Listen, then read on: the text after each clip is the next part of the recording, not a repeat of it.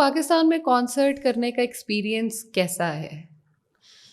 पाकिस्तान में कॉन्सर्ट्स करने का एक्सपीरियंस अच्छा है, लेकिन यहाँ पे भी ऐसा है कि आपको कॉन्सर्ट्स तब मिलेंगे जब आप स्टेज परफॉर्मर बहुत अच्छे हैं। क्योंकि कॉन्सर्ट एक बहुत छोटी सी चीज़ नहीं है कि आपने जाएंगे और जाके गा के आ जाएंगे, ऐसा नहीं होता।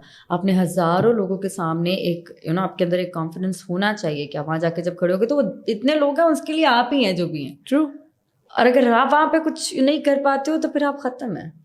तो कॉन्सर्ट लोगों को लगता है मैं अब गा रहा हूँ, मुझे कॉन्सर्ट चाहिए, इसको तो ये इतने कर रही है, इतना कर रहा है। मैं क्योंकि बहुत कॉन्सर्ट्स करती हूँ तो ये तो इतने ज़्यादा कर रही है, इसको पता नहीं कौन शो। भाई मुझे कोई शो नहीं लेके दे रहा। मैं स्टेज परफॉर्मर बहुत अच्छी हूँ। मैं अपना कॉन्सर्ट जब परफॉर्म करती हूँ तो मैं परफॉर्म करती हूँ। I think concert is something that is on demand. हाँ, वो कोई आपको नहीं लेके दे। एक दफ़ा सिफारिश होगी, 2 दफ़ा होगी, तीसरी दफ़ा नहीं होगी। ऑडियंस जब सुनना ही नहीं चाहेगी, आप कैसे कर सकते हैं? पॉसिबल ही नहीं है। तो उठा के बाहर फेंकेंगे। हाँ नहीं, वो कोई भी कंपनी है, कोई अगर आप कहें कि कोई प्राइवेट इवेंट्स जिस तरह होते हैं, कंपनीज जो होती हैं, या जितने ये जो रियल स्टेट के जितने होते हैं, इनके जो इवेंट्स होते हैं, वैसे जो कॉन्सर्ट्स कॉलेजेस के, यूनिवर्सिटीज़ के, बाकी ये भी एक दफ़ा बुलाएंगे, दूसरी दफ़ा वो तब ही बुलाएंगे जब उनको पता होगा कि यार इसने अच्छा परफॉर्म किया था। वो कोई भी आर्टिस्ट हो सकता है, वरना वो अभी तो इतनी ऑप्शंस आ गई हैं, अभी तो लोग फौरन कुछ ना कुछ चेंज कर सकते हैं, इतनी ऑप्शंस आ गई हैं। बिल्कुल। तो अब ये वाला नाम नहीं है कि सिफारिश चलेगी नहीं चलेगी। अब तो दुनिया, क्योंकि अभी सोशल मीडिया है ना, वो सब दिखा देता है, आपका रियल फेस दिखा देगा। बिल्कुल। तो अभी आप जितना मर्जी सिफारिशों पे चलोगे, एक टाइम आएगा सब खत्म हो जाएगा, और ये होता है। बिल्कुल ऐसे ही है, and that is so true. Rahim Pardesi के साथ I have seen a video, तो हाउ वाज द एक्सपीरियंस, और कैसा था काम करना? अच्छा, बहुत अच्छा। राहीम बहुत अच्छा इंसान है पर्सनली भी, और मैं उसको भी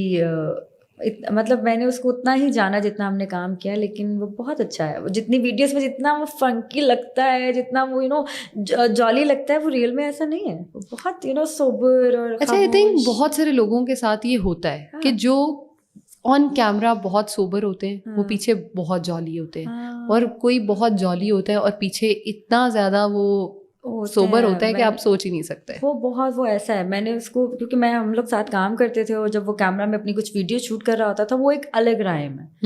और जब शूट खत्म हो गया, कैमरा हट के जाके बैठा, तो वो एक अलग ही राइम है। तो ज़्यादा बात नहीं करता, ज़्यादा बोलता नहीं है। वो अपनी वीडियोस एडिट कर रहा है, वो कुछ ये कर रहा है, तो मैं खाना खाना है, ओके ठीक है खाना मंगवा दो, अच्छा अभी भी करना है, ऐसा वाला। कोई कुछ इस तरह की चीज़ें नहीं, बस ऐसा है। पर वो बहुत अच्छा, मेरा एक्सपीरियंस बहुत अच्छा रहा उसके साथ काम करके। आगे भी काम करना चाहिए। हाँ ज़रूर। कोई ऐसा बंदा है जो ड्रीम है उसके साथ एल्बम करना या शूट में आना या कुछ, कोई ऐसा, that can be a singer, a actor, कोई भी? अच्छा यार, मैं आसिम के साथ गाना चाहूँगी। Asim is an amazing singer.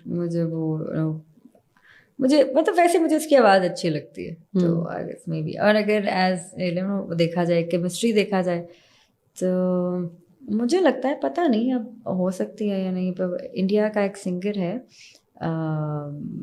Armaan Malik. Armaan Malik एक सिंगर है, या उसकी भी आवाज़ बहुत अच्छी है। मुझे वो तो अरिजीत सिंह के साथ क्यों नहीं?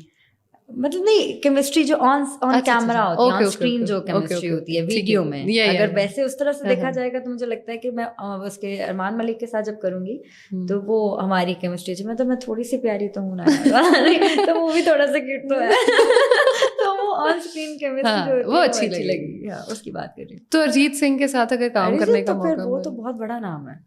तो वो तो आपका ड्रीम होना चाहिए, मुझे जैसों का तो ड्रीम होना चाहिए कि अरिजीत के साथ गाना है। सच में ये मैं श्रेया की बहुत बड़ी फैन हूँ अभी तक, श्रेया घोषाल।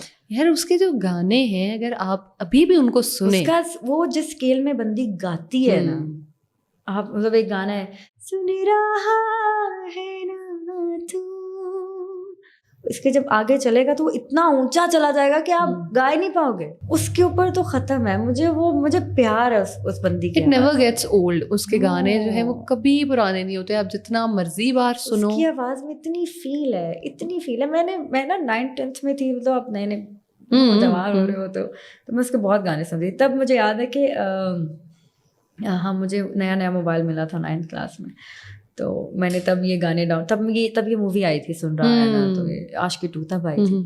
तब ये लगा के सुनती थी, मैं साइड साइड रात सुनती। मुझे बीमारी है, एक गाना पसंद आ जाए ना, बीमारी मुझे हर चीज़ में ही है। एक बंदा पसंद आ गया तो फिर पागल हो, एक गाना पसंद आ गया तो पागल हो, एक चीज़ खाने वाली पसंद आ गई तो पागल हो। पागल होना नहीं है, मैं आपको बताऊं, this is something that is called attachment. आप किसी के साथ अटैच हो जाते हो ना, यू वांट कि वही हो, मेरे हर तरफ वो हो, चाहे वो गाना है, चाहे वो खाना है, चाहे वो इंसान है, यू लव दैट पर्सन और that thing to another extent. अच्छा, मैं ये कभी किसी को नहीं समझा पाई, लेकिन आई थिंक ये समझने वाली बात ही नहीं है। नहीं होता लोगों को समझो यार, क्या करते हो। अच्छा, समझ आया भी है तो किसी लड़की को है जिसको फायदा ही नहीं है समझाने का। फायदा ही नहीं है ना, कुछ कर नहीं सकते भाई, मैं बिल्कुल स्ट्रेट हूँ। बहुत स्ट्रेट हूँ, ऐसा वाला। वो चीज जो है वो फिर जरा कम खराब है। सुनीति चौहान को सुना है, उसके सॉन्ग्स की जो आई थिंक एक वो पिच है उसको, वो कुछ उसके गाने हैं, वो भी बहुत, वो गाने गाती है वो वाले जिसमें अरे शीला की जवानी, ऐसे वाले गाने उसके टोन पे अच्छे लगते हैं। और वो ऐसे गानों में थोड़ा सूट बैठती है। तो आपको कौन से ज्यादा पसंद है, लाइक पर्सनली? मुझे ऐसे वाले गाने अच्छे लगते हैं, क्योंकि मैं सॉफ्ट गाने भी गाती हूँ। मैं सॉफ्ट गाने तो मैं गाती हूँ, लेकिन मुझे पर्सनली मैं बहुत अगर मैं अकेली हूँ तो वैसे लोगों के सामने मैं बताया ना थोड़ी इंट्रोवर्ट टाइप हूँ, तो वैसे मैं बहुत जोली हूँ, लेकिन सिर्फ मेरे जो 4-5 लोग हैं उनके सामने, दैट्स इट। ये सच है, मैं बाकी लोगों के सामने नहीं। तो मुझे उनके दरम्यान में हर वो गाना अजीब अमेरिका, मुझे ऐसे गाने भी सुनने हैं ना, वो वाली। और जब मैं किसी के सामने बैठी हूँ फिर मुझे ऐसे गाने सुनने, वो होता है ना, that is a different feel. तो मैं हर तरह के आरा में फिट हो जाती हूँ, मुझे ऐसा लगता है। आप मेरे साथ जैसे रहोगे मैं वैसी हो जाती हूँ। मेरे अंदर है ऐसा कि यार अगर मैं इसके साथ कनेक्ट कर रही हूँ या ये मेरे साथ कनेक्ट कर रही है या कर रहा है, तो मैं बिल्कुल फ्री हूँ, आप जैसे चाहेंगे वैसे होगा। मैं बिल्कुल, मुझे मूड है ही नहीं, खत्म है, सच में नहीं है। मैं 0 मूडी बंदी हूँ, सिर्फ उन लोगों के साथ जिनके साथ मैं चाहती हूँ, जो मुझे पसंद है। वैसे तो मैं बहुत मूडी हूँ, वैसे तो मैं बहुत वैसे मैं बहुत सख्त लोंडी हूँ भैया, मैं बिगड़ गई। तो मेरे में वो सिस्टम है थोड़ा। आर्टिस्ट बनने के लिए क्या दिल टूटना जरूरी है? जैसे एक मूवी का डायलॉग भी था, तुम्हारी आवाज तब तक अच्छी नहीं होती जब तक तुम्हारा दिल ना टूटे। क्या सच है? हाँ, अच्छा, बहुत बहुत बड़ा सच है। और आपको ठोकर नहीं लगती, आपका दिल नहीं टूटता, आप जिंदगी के एक्सपीरियंस से नहीं गुजरते, आपने वो तकलीफें फेस नहीं कर ली होती, आपके अंदर वो तकलीफ नहीं होती, आप नहीं समझ पाते अगला बंदा क्या कह रहा है या क्या कहना चाह रहा है। वो आप अपने गानों से उनको समझा भी नहीं पाओगे, कभी भी नहीं। तो जब आप कोई गाना, जैसे एक गाना हम कह लें कि कोई भी दिल टूटने वाला गाना भी एकदम तो बिल्कुल भी याद नहीं आते। अब जैसे कोई भी गाना होता है तो उसके पीछे एक स्टोरी होती है, और जब कोई सिंगर उसको गा रहा होता है ना तो वो उसको याद कर लेता है, वो उसको ऐਵੇਂ ही रिमाइंड करेगा कि अच्छा ऐसा मेरे साथ भी हुआ था, ऐਵੇਂ ही ये होता है, और फिर आप उसको गाते हो वैसे।